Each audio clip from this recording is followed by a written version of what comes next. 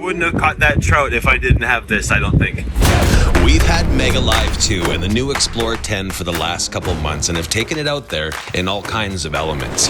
It is so cold out here, you guys. And now that we've had the chance to play with it and work out some of the bugs, are we still happy with our investment? We chased big walleye in 40 below zero. That's why we spend the night on the ice, my friends, right there. The lake trout in the cold, dark depths. We hunted schools of jumbo perch and even big northern pike. So after having the chance to play with it in all kinds of watering conditions and now knowing what this technology is actually capable of, would we buy it again?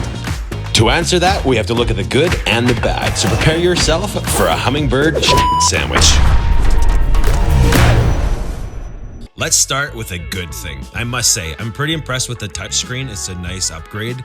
And though sometimes it does take a couple touches to register, especially if the screen is wet or if the sun is right on it, it's still much easier to access exactly what you're looking for either by touch or by keypad. Plus, the screen has been optimized for polarized sunglasses, which is a pretty neat touch. Okay, so now let's get real with a bad, and this was a pretty substantial kick to the guts. So there I was, having just recently purchased our brand new setup, spending all these thousands of dollars, get it home, get it put together, get it out onto the lake, stick it down the hole, go to use it, and sure, it ran for about the first 30 minutes. But after that, it immediately gave me an error saying out of water.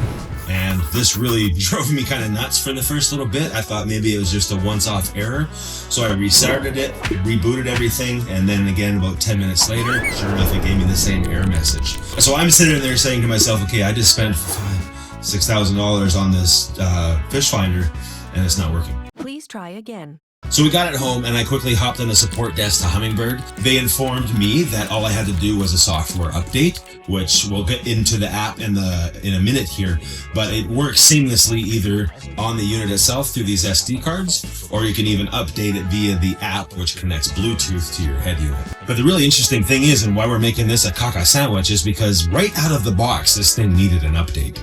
That to me says, uh-oh, somebody rushed this a little bit. Somebody wanted to get this out there immediately and didn't do the due diligence to make sure that when you take this and connect it to this and put it in the water to connect, to try and find fish like it's designed for, it's going to give you an error. That to me is a pretty substantial oversight. But let's get back to the next good point. The SD slots. They're thankfully now micro SD. Plus the unit comes with base map and Lake Master data for Canada, USA, and the coastal waters. Pretty impressive. But don't get me started on reliable bathymetrics, because without auto chart, which this unit is capable of doing, I wouldn't even look at a map because they're so unreliable in our area. And going out on a new lake when you don't have a reliable map is stressful enough, especially when there's shallow spots. Yeah, that's a great way to rip a leg on cringe, and no thanks.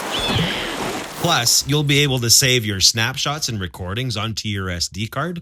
But before you get too excited, let's switch back to bad.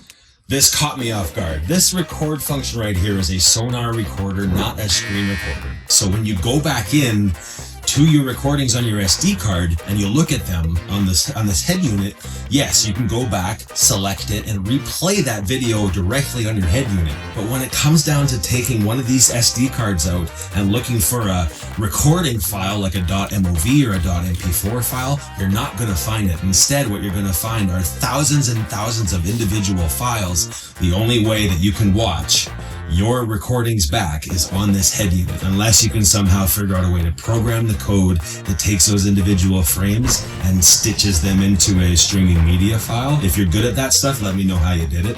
I'd love to see your code, because I can't figure it out. And according to Hummingbird, the only way that you can really get around this is if you go up to the $5,000 or more Apex units, because they have HDMI out, which means you run it from here into a capture card on your computer, and you can capture the crystal clear image of what you actually recorded on the machine. I was pretty disappointed when I found out that that's not what recording means, but we did have a pretty good conversation with the engineers at Hummingbird to say, hey, this is something that you need to include in a future update, because having these recordings is great when you say to your friends, hey man, come over, check out this wicked cool video I got. Yeah, I gotta show you on my fish finder though.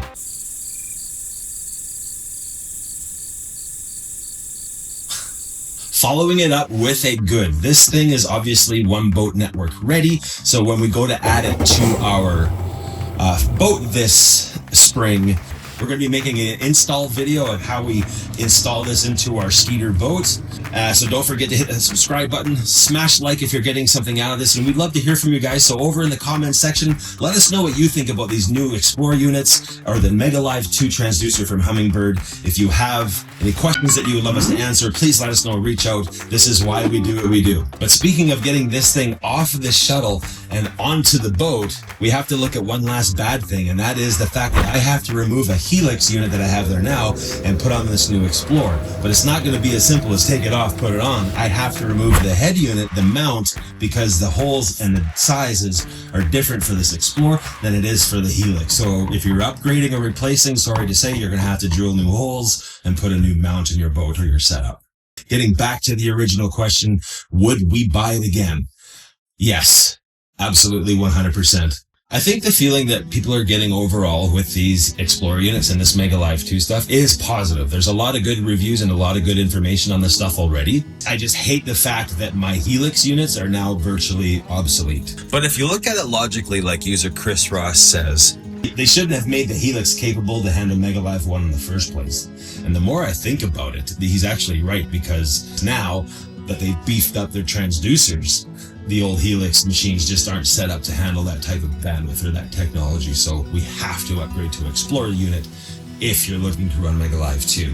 We love your feedback. We love your comments. And together, maybe we can rally Hummingbird together to bring us those record functions in this Xplore unit. Hit us up in the comments, tag them, let them know that we're talking about them, because the more we rally together the support in this community, the more influence we have, and that you never know, it might come in a future update. But for now, we're going to still use our Xplore units. We're still going to put our MegaLive 2 on the boat this spring, and we're going to get out there and chase some big fish. it's easy to see that we have a love for tech and the outdoors. So if hunting and fishing is your game, or if you want to know the latest and greatest gear in the game, be sure to subscribe. We have great new videos coming out every week, and be sure to check out bloodlineadventures.com for all of our top recommendations for products that will change your next day out in the field or on the water.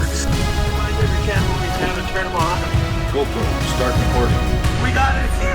We got it! Click or tap the screen right here to check out any of our recent review videos or any of our recent adventure videos. I'm Bryce from Bloodline Adventures. Stay safe out there, have fun, enjoy playing the game, and I will see you in the next video.